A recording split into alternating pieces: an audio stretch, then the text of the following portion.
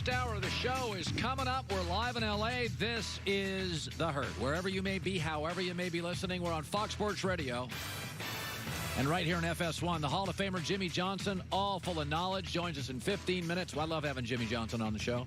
Jason McIntyre will be joining us for his version of By Blazing 5. He does his tomorrow's headlines today. Joy Taylor had really glammed up today. This is a very sophisticated look for you.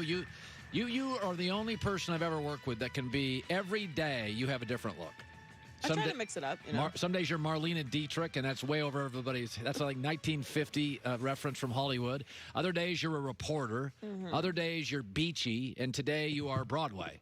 Well, you know, I'm a woman, so I can never make up my mind. Oh, okay. I'm glad you said that. I can't say that. I usually save these looks for New Year's, but, you know, I figured why not. It's Friday. It's a big NFL weekend. It's a great. You know what? I was so happy driving to work today. I had a melatonin last night. Ooh. But the problem was it knocked me out at 7:55. Yeah, I can't touch this stuff during the week. Then I'm up at 1:40 in the morning staring at the ceiling because I slept so hard for 6 hours. I'm done. Yeah. So, we are all excited for the game of the week on Fox. It's one of the games of the year in the NFL. It really is. It's going to be the Bucs and the Packers this Sunday on Fox. Can't wait to see if a new system for Tom Brady will impact his performance against Aaron Rodgers. Change is really hard.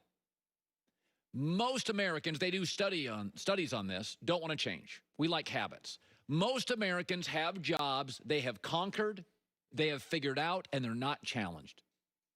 But the money's okay, and change stinks. You got to move offices, move bosses, change cultures, change cities. So most people in their lives stay in jobs that are beneath them. They're no longer challenged by. They're certainly smart enough. People are certainly capable, but change is hard. And Tom Brady not only left a job he had kind of mastered, but the best system in the league, and he chose Tampa. Largely loose, not buttoned up, dysfunctional organization. And he knew it was hard. He knew it was a new system. And he knew they lacked discipline. And he knew Bruce Arians wasn't Bill Belichick. But I think it's been harder than Tom thought. Because Joy and I were on the news back in like March or April when the story broke. In fact, we broke it, Tom, to the Buccaneers. And we thought COVID would be done by June or July. And it's still a pandemic, and the numbers are rising. And Tom Brady thought he was going to get an OTA. He thought he was going to get a preseason. He thought most of his young players don't get hurt as much. They'd always be available. They're not. Again this weekend.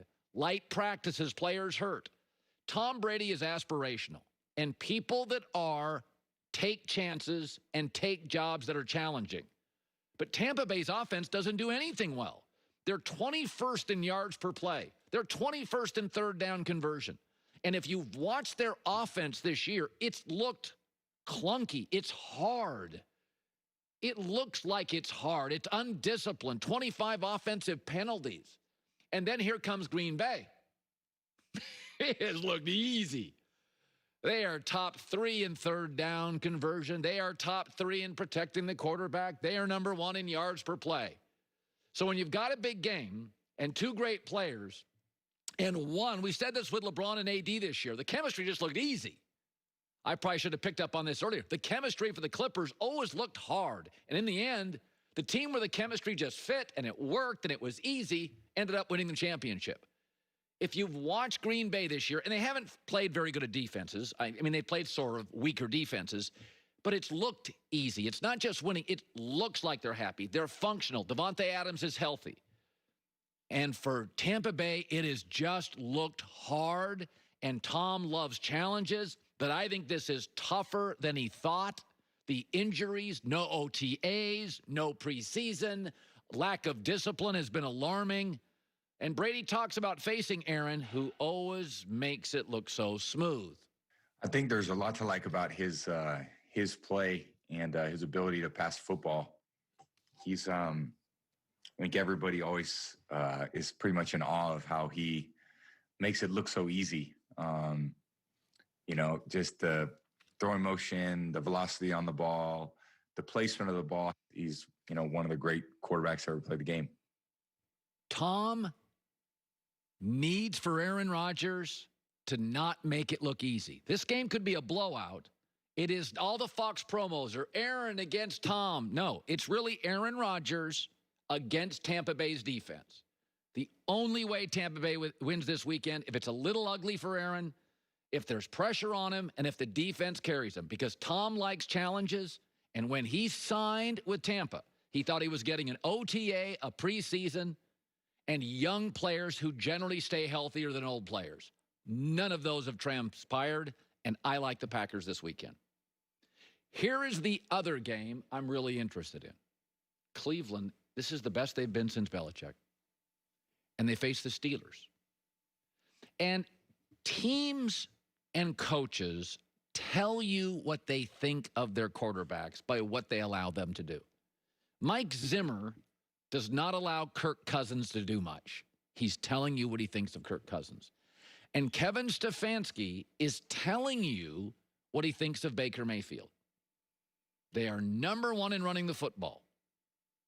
And secondly, multiple times this year on big plays offensively, they've let receivers throw the ball downfield. He's telling you he doesn't trust Baker Mayfield to carry them. And why should he? After all these games this year, 5 games, we have a pattern. Game 1, they let Baker throw 37 times. They were blown out. Games 2, 3, and 4, they allowed him to throw 23, 23, and 30. They looked good in all of them. Last week, they threw a lot in the second half, 37 attempts, and Baker almost blew it. That should have been a blowout and not competitive. Kevin Stefanski is telling you what he thinks of Baker. He's limited. Pro Football Focus has him rated as the second lowest graded offensive starter for the Cleveland Browns. Only a rookie left tackle who's a poor run blocker is lower. And Greg Cosell came on this week and said, despite the glossy 4-1 record, here's what the film says on Baker. I quite honestly don't believe Baker Mayfield has played that well. I think Baker is playing a little fast, both mentally and physically. I think he needs to slow down his entire process. He's a very talented kid. I think he's got a really good arm. We've seen him be exceedingly accurate throughout his career at times. But I think that for them to get to where they believe, I'm sure they can get to, he's going to have to play a lot better than he's playing now. And what do the Pittsburgh Steelers do really well? They make you play fast. They've got the best pass rush. They lead the NFL in sacks with 20 and hits with 70. And they're going to make Baker Mayfield play very, very fast. And PFF and Greg Cosell and people that look at film tell you when he plays fast, he's not very good. That's why Stefanski has the Browns as the #1 run ratio team in the league and why he is this year more than once asked his wide receivers to make big throws downfield in big spots of games. Coaches tell you what they think of their players by what they allow them to do and not allow them to do. Stefanski, ideally against Pittsburgh, would love to run the ball 30 to 45 times. And he's not going to be able to because nobody's going to run the ball successfully 40 times on the Steelers this year. I like Pittsburgh. And Green Bay, 2 favorites this weekend. And I generally like underdogs. The legend, Jimmy Johnson. We don't get him much on this show. Hurricanes, national championships, Cowboys, Super Bowl wins, Dolphins too. Jimmy Johnson is right around the corner on a Friday. Can't wait. Seeing the check engine light turn on can give anybody anxiety. It's understandable. Most of us are not car experts. But CarShield offers a wide range of protection plans that can save you thousands for a covered repair, which means the check engine light is a lot less scary when it comes on. You've got the freedom to choose your favorite mechanic or dealership to do the work, and CarShield gets the rest taken care of. On top of that, no long-term contracts or commitments. Payments are always flexible, and CarShield plans are customizable to your exact needs. Less than $99 a month is where they start. CarShield has helped over 1 million drivers. That's why America calls it their #1 auto protection company. Don't dread repairs. CarShield gives you peace of mind. If you want 10% off, put in the code. Go to carshield.com, code HERD, H-E-R-D. That guarantees you 10%. A deductible may apply. They also have a phone number, 800-665-2157. 800-665-2157. Similarly, mention the code HERD.